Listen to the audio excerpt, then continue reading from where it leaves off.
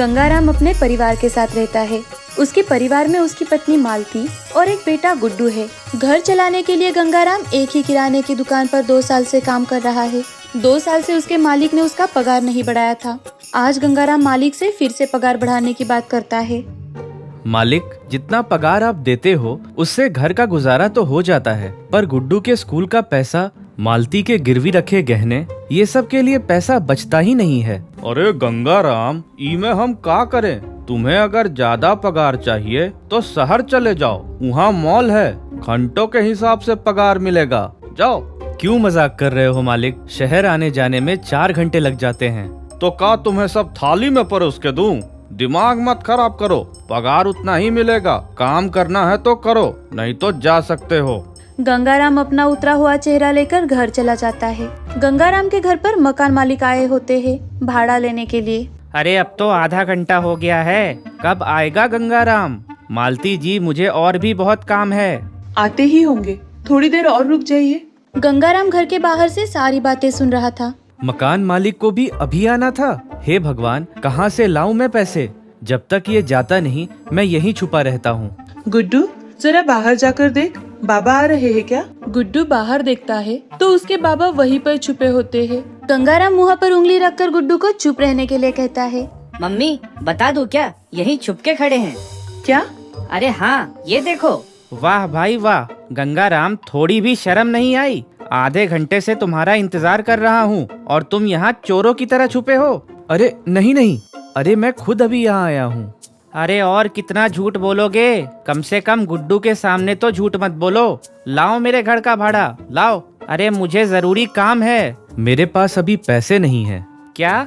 अरे तुम लोगों में थोड़ी भी शर्म नहीं है? मेरे पास पैसे थे, पर गुड्डू बीमार हो गया था, उसी के दवा दारू में पैसे चले गए। अरे मर क्यों नहीं जाते तुम लोग? कम से कम मेरा घर तो मुझे मिल जाएगा।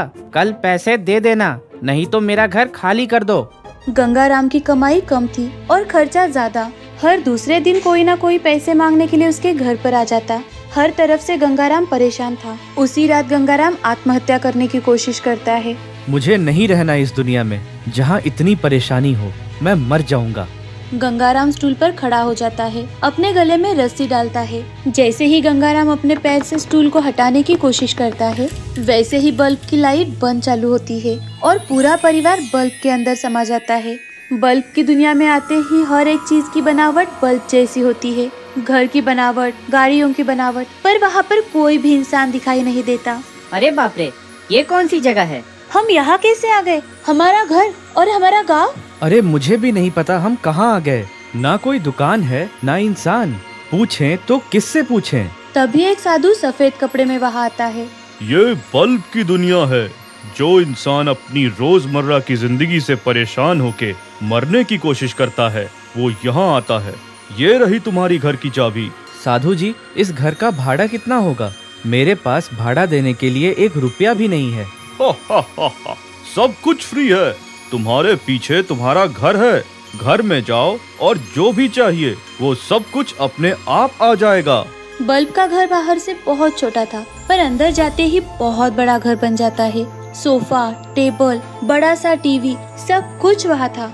मालती, मुझे बहुत भूख लगी है। काश की चिकन बिरयानी मिल जाए तो मजा ही आ जाए। गंगाराम के ऐसे कहते ही अपने आप चिकन बिरयानी आ जाती है। गुड्डू पिज्जा मांगता है। सब अपनी अपनी पसंद का खाना खाते हैं। इसके बाद मालती सोने का हार मांगती है। गुड्डू बहुत सारे खिलौने मांगता है। उन्हें जो चाहिए वो सब कुछ मिल रहा था। उनकी जिंदगी खुशियों से बीत रही थी, पर कुछ ही दिनों में पूरा परिवार बल्ब की दुनिया से ऊब जाता है। यहाँ कुछ भी नहीं करना पड़ता। मैं तो यहाँ खाना भी नहीं बना सकती। माँ, यहाँ मेरे पास खेलने के लिए दोस्त भी नहीं है। मुझे यहाँ नहीं रहना। मैं भी ऊब गया हूँ। ना कुछ करना पड़ता है, ना कुछ सोचना, बस पड़े रहना। ये भी कोई जीवन है? इससे अच्छा तो पहले परेशानी वाला जीवन था। हाँ, कम से कम हम वहाँ जी तो रहे थे। यहाँ तो बस समय काट रहे हैं। चलो उस साधु से बोलकर वापस चलते हैं। हाँ, बिल्कुल चलते हैं। साधु जी, हमें वापस उसी दुनिया में भेज दो जहाँ से हम आए हैं। यहाँ करने के लिए कुछ नहीं है, हम पागल हो जाएंगे। सोने का हार तो है, लेकिन दिखाने के लिए लोग नहीं है। साधु बाबा, मेरे पास खेलने के लिए बहुत खिलौने हैं, पर दोस्त नहीं है। मुझे अपने दोस्त के पास जाना है। हा हा हा हा। आखिर तुम्हें समझ आ गया। गंगाराम, तुम परेशानियों से बचने के लिए मरना चाहते थे, पर देखा कि परेशानी के बिना जीवन कितना खाली है। हाँ महाराज, मुझे अपनी गलती समझ में आ गई। अब मैं कभी ऐसा नहीं करूँगा। आप हमें वापस भेज दीजिए। ठीक है गंगाराम, जैसी तुम्हारी इच्छा। साधु जी जोर जोर से ताली बजाने लगते हैं। अचानक से तीनों अपने घर लौट आते हैं। सब बहुत खुश हो जाते हैं क्योंकि जिंदगी का क्या मोल है ये उन्हें बिल्कुल समझ आ गया था। गंगाराम अपने परेशानियों को ठीक करने के लिए एक गोदाम में कुछ घंटों के लिए नौकरी करने लगता है और मालती पापड़ बनाकर बेचने लगती है। 1-2 साल में ही उनका सारा कर्जा चुकता हो जाता है और अब वो लोग अपनी जिंदगी से बहुत खुश थे। एक समय की बात है, फरीदाबाद नाम के गांव में एक वकील रहता था जिसका नाम था जोगनलाल। उसे सिर्फ एक ही चीज़ प्यारी थी और वो थी उसकी चालाकी। उसे लगता था कि उसके जैसा वकील उस गांव में दूर दूर तक कहीं नहीं है। उसे ही क्या, गांव में सभी को यही लगता था। इसका असर ये था कि जोगनलाल सभी को फंसा कर रखता था। एक दिन की बात है, कुछ गांव वाले जोगनलाल के पास आते हैं और जोगनलाल से एक गांव वाला, जोगन भाई, मैं बहुत बड़ी परेशानी में हूँ। उस जमींदार ने धोखे से मेरी जमीन अपने नाम कर ली है। मैं ठहरा जो अनपढ़, लल्ला के स्कूल में पैसे भी जमा करने हैं, नहीं तो उसे स्कूल से निकाल देंगे। मेरी मदद करो जोगन भाई। अरे देखो भाई, मैंने भी मुफ्त की कचहरी तो खोल के नहीं रखी है यहाँ। मुझे भी अपना घर चलाना होता है, तो कुछ तो नेक पानी लगेगा। मैं समझ गया जोगन भाई, तुम्हें तुम्हारे पैसे जरूर मिल जाएंगे। तब तक तुम इस मामले के बारे में जरा सोचो। सबसे पहले पैसे का दर्शन, फिर दुख भंजन, समझे भाई? ऐसा कहकर जोगनलाल हंसने लगता है। बेचारा गांव वाला अपने अश्रु रोकते हुए वहां से चला जाता है। उस वक्त गांव वाले और जोगनलाल के अलावा वहां एक और व्यक्ति थी। वो थी जोगनलाल की 10 साल की बेटी ज्योतिका। जितना घमंड जोगनलाल के अंदर था, उतना ही प्रेम ज्योतिका के अंदर अपने पिता के लिए था। एक दिन ज्योतिका अपने पिता से, पिताजी एक बात बताइए।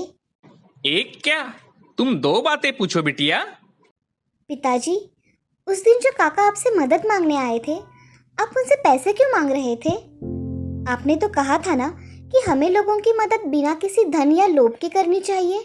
जोगनलाल पहले तो चकित हुआ, फिर हंसने लगा। बेटी के मासूम सवाल का जवाब जोगनलाल ने कुछ इस तरह दिया। अरे ज्योति बेटी, जब तुम वकील बनोगी तब ये बातें जानोगी।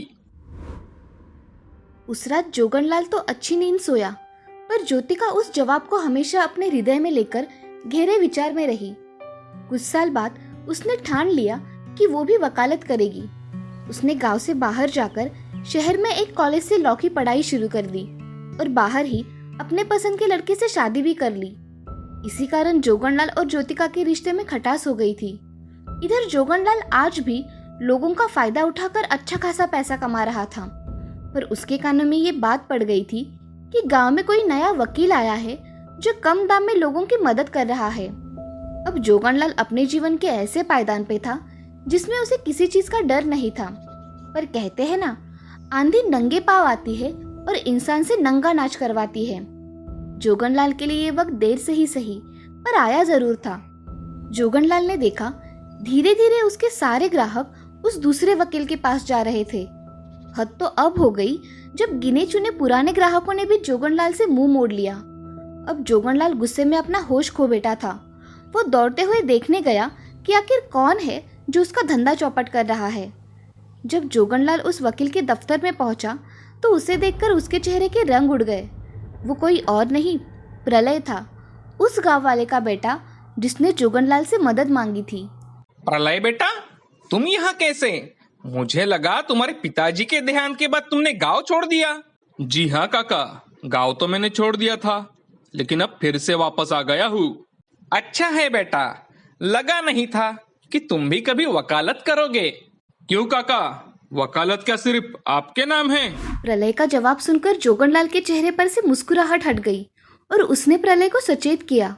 बेटा, भला यही होगा कि तुम यहाँ से चुपचाप चले जाओ, नहीं तो क्या पिताजी की तरह क्या आप मुझे भी जलील करेंगे और झूठे कागज बनाकर मेरी जमीन बेच देंगे? ये क्या कह रहे हो तुम? जो सच है। जोगनलाल तभी जोर जोर से हंसने लगा और प्रलय से कहने लगा, समझदार तो हो, पर उतने ही मूर्ख भी। हाँ, मैंने ही तुम्हारे पिताजी को फंसाया था, अब तुम भी फंसोगे। आज ही तुम्हारी कचहरी में तोड़फोड़ होगी और सब खत्म हो जाएगा, तुम्हारे लिए और तुम्हारे परिवार के लिए, समझे? तभी अंदर से ज्योतिका की आवाज आती है, इतने जल्दी नहीं पिताजी, असली वकील यहाँ है। ज्योतिका अपने स्मार्टफोन के साथ बाहर आती है जिसमें रिकॉर्डिंग हो रही थी। आप तो बहुत चालाक है, फिर आपने ये क्यों नहीं पता किया कि वो वकील आदमी है या औरत? अब आपका घमंड यही खत्म होता है। जोगनलाल को अपने आंखों पर भरोसा नहीं हो रहा था कि उसकी अपनी बेटी उसके खिलाफ खड़ी थी, वो भी गांव वालों के साथ जिनके आंखों में चमक थी। तभी ज्योतिका प्रलय का हाथ पकड़ती है। जोगनलाल पत्थर सा खड़ा होकर सब कुछ देखता रहता है। क्यों चौंक गए आप? प्रलय ही मेरे पति है। मैं बहुत पहले ही समझ गई थी आपका खेल। आप ही ने कहा था ना कि मेरे सवाल का जवाब मुझे वकील बनने पर ही मिल जाएगा। आप सही थे, पर मुझे मिला जवाब आपसे अलग है पिताजी। जोगनलाल इतना सुनते ही अपने पैरों पर गिर पड़ता है और प्रलय और गांव वालों से माफी मांगता है। तभी वहां पुलिस आ जाती है। ज्योतिका अपने आंसू पोंछती है और पुलिस से कहती है, गिरफ्तार कर लीजिए इन्हें। जाने से पहले जोगनलाल ज्योतिका से कहता है, ज्योति, मेरी शर्मिंदगी में भी तुमने मेरा सर ऊंचा कर दिया। कभी मत बदलना बेटी, हमेशा ऐसे ही रहना। ज्योतिका और प्रलय बस एक आंख जोगनलाल को देखते हैं और फिर पुलिस जोगनलाल को ले जाती है। अब ज्योतिका गांव वालों की सेवा में खुद को लगा देती है और प्रलय के दिल का प्रलय उसके पिताजी को इंसाफ मिलने पर अब शांत हो गया था। फरीदाबाद में फिर एक बार शांति और सुलभता आ गई थी। दोस्तों, लालच तो बुरी बला है ही, पर उससे भी बुरा है घमंड, अपनी कला का, अपने गुणों का। इसीलिए हमें हमेशा जिंदगी में नेकी और सही काम करने पर ध्यान देना चाहिए। बदले की भावना हमें नष्ट कर सकती है, इसीलिए हमें अपने बुद्धि से काम लेना चाहिए, हमेशा अपना धर्म निभाना चाहिए।